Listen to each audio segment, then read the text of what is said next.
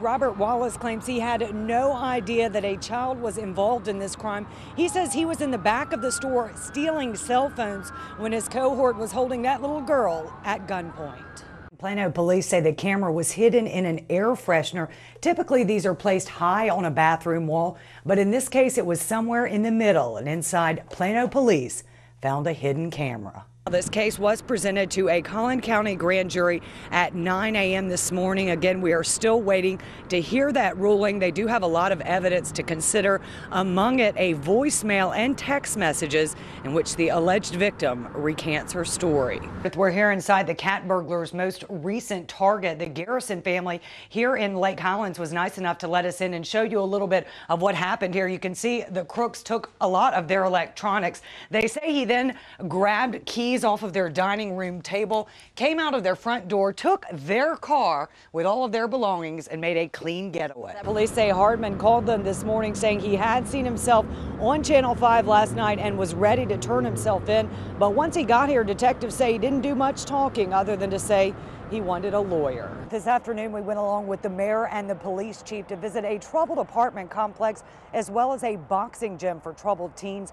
Both men say both of these programs are part of a much bigger plan for Dallas to win the fight against crime.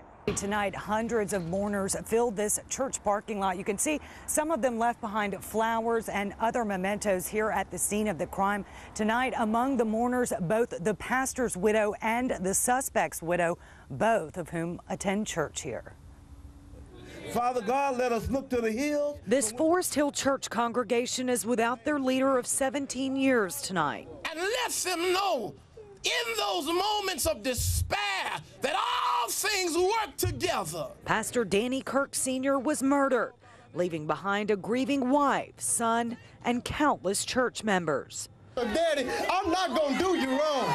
I'm not going to bring shame to your name. You named me Danny Kirk Jr. for a reason.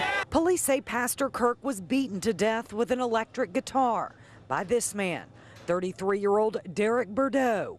Most of the members are, they're really shaken up. Church Secretary Barbara Moore was caught in the attack. She took us back inside the church to show us how she locked herself in her office while the men were fighting. I saw them tussling, and they were in the truck when I saw them. And they was trying to subdue him and get him out of the truck. And therefore, I ran and called 911. Fort Worth police used a taser to subdue Bordeaux. He was later found unresponsive in the back of a squad car. I'm torn because not only did I lose my pastor, I lost my husband. The suspect's widow is an active member of the church. She came to tonight's candlelight vigil, unsure of how the congregation would react. I wanted them to know that I didn't have anything to do with it, and I don't know the reasons. I don't have answers to the questions that they have. So. Bordeaux says her husband, who had a lengthy criminal record, didn't even know Pastor Kirk and was mentally ill. He was sick. He was really sick. These last couple of days, he was trying to get help, but he didn't get it. Tonight, hundreds came to express their grief, perhaps none more eloquently than the pastor's only son. So, Daddy, let me tell you something. Since you're right here next to me, I got Mama. Don't worry about Mama. Don't worry about Greater Sweet Home. I had you 17 years ago. I got you from here on out. Now, Pastor Kirk had a daughter, Danielle. We're told she died when she was just 3 years old. The pastor's only son says he takes great comfort in knowing his father and sister can now be together. We're live tonight in Forest Hill. I'm Ellen Goldberg, NBC5. This is where the group meets on Monday nights to take off for their runs. Instead, they gathered here in prayer tonight to pray for 30-year-old Tony Weathers, a man they describe as the best athlete of the group. If it's this hard for us, it's got to be excruciating for the family. So just keep them in their prayers. Keep them in your prayers, please. Members of this Irving boot camp are accustomed to physical pain. But the emotional pain of losing a dear friend is almost too much to bear. Remember him in a special way. 30-year-old Tony Weathers, an elite athlete who could run a mile in less than 5 minutes, never made it across the finish line. of Saturday's original mud run in Fort Worth. I knew he was supposed to be there within an hour, and after about an hour, didn't see him, hour 30 minutes, and didn't see him. We started to suspect that something was wrong. Weather's body was recovered in the Trinity River Sunday morning. The medical examiner is waiting for toxicology results before ruling on a cause of death. There's no way that his competitiveness is what caused this. I know it had to be something that went wrong with him. Because he's just the strongest person I knew. Some participants are questioning the event organizers after the tragedy. Everyone around us was drowning. They let far too many people in the water. Mia Walters is so outraged, she posted this rant on YouTube. The only other thing I saw was crying, panic-stricken people around me, and all I could feel was people grabbing at me because they're so scared because they were drowning. In home video taken along the course, swimmers can be heard screaming for lifeguards. Event organizers say there were 4 lifeguards assigned to this river crossing and went on to say with any of our obstacles that involve river crossings or swimming, we provide alternate routes, swim assist devices, guide ropes, floating platforms, and certified lifeguards.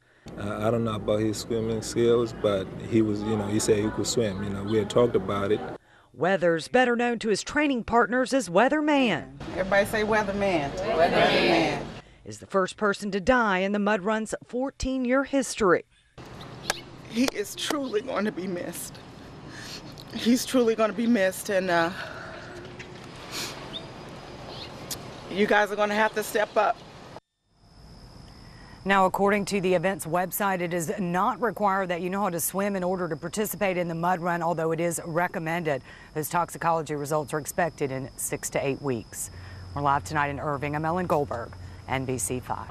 It has indeed, Kevin. I just came back from one of the relief stations that is set up here in Pleasant Grove. While I was there, a couple pulled up who had lost everything, and the volunteers were asking them what they needed, be it food, water, or ice. And the woman who got out of the car said she just needed a hug tonight. That is a feeling that is shared across this region. Oh my God. This wasn't just any hug between a mother and daughter. It was amazing to see my mom. I think it actually hit me. That's when I cried, I think, for the first time. University of Alabama junior Alex Papey hid in the hallway of her Tuscaloosa house as a mile-wide twister touched down on her street. One of my roommates was like, we're gonna die, we're gonna die. And I was like, we cannot die this way. This cannot be happening. We cannot just be in a tornado in our house at school. Alex says she and her roommates crouched down on their knees, covering themselves with pillows and blankets as the tornado tore through. My stepsister could feel the dog coming out of her hands. It was so bad. The twister ripped the roof off half her home and sent her clothes and furniture flying. I mean, the house across the street is completely gone. I don't know how we got so lucky. Yes, lucky, she says, even though this is what her bedroom now looks like. And this plastic tub represents all of her belongings. It doesn't feel real. It doesn't feel like this could happen to you. I mean, we're all so young, and there's been students who lost their lives. We're lucky to be alive. And also lucky to have a mother who flew to Alabama last night just to wrap her arms around her daughter in a way only a mother can. You're so grateful. Once you see the house and you see your daughter, you're just unbelievably grateful, trembling, crying. It's a miracle that they survived in that house. And tonight, Alex and her mother are headed back to Dallas. We also met up with another student from Fort Worth today. She was packing up her car and heading back tomorrow. Classes here at the university have been canceled for the rest of the year, and many wonder if the university will even be safe to return to next fall. In Pleasant Grove, I'm Ellen Goldberg. Now back to you. We're here inside the gymnasium where Max attended church tonight. Family and friends have been stopping by, leaving candles, cards, and flowers as a tribute to the 17-year-old. Tonight, his parents are on their way home from Minnesota without him. On this first night of the new year, friends are out braving the bitter cold to show love. It was just Max. Everybody wanted to be around Max. 17-year-old Max Schwollert, a senior at Flower Mound Marcus, died the day after Christmas during a family vacation in Minnesota. This picture was taken 24 hours before Max was admitted to a hospital there with complications from the flu. It started out as the flu and then turned into pneumonia, and then he had a staph infection on top of that. So those three things combined just kind of took over very quickly. Max's aunt describes him as the picture of health, 6'4", athletic, and quite fond of the fairway. He was a healthy child, and you know, you can't beat yourself up thinking, well, he was sick, we should have gotten him in sooner, because how many times have your child had a cold or something and you just waited out? Friends have been leaving tributes to the things Max loved at the Flower Mound Church, where his father is the director of the youth ministry. It's really hard. He was so young, and he was just a really great kid, so. It's kind of left me speechless. I wish I had better words to describe it, and knowing how I feel, I can't imagine how Max's family is feeling right now. Tonight, Max's parents are on their way home from Minnesota. This is what they'll come home to, a community who shares their loss. Ultimately, you just have to look to your faith and your belief to know that he's in a good place, and this is what Max's purpose was, to love to the max. And Max's family said he did not have a flu shot this year, although they aren't convinced that would have saved his life. They are encouraging everyone to get a flu shot in light of Max's death. We're live tonight in Flower Mound. I'm Goldberg, NBC5.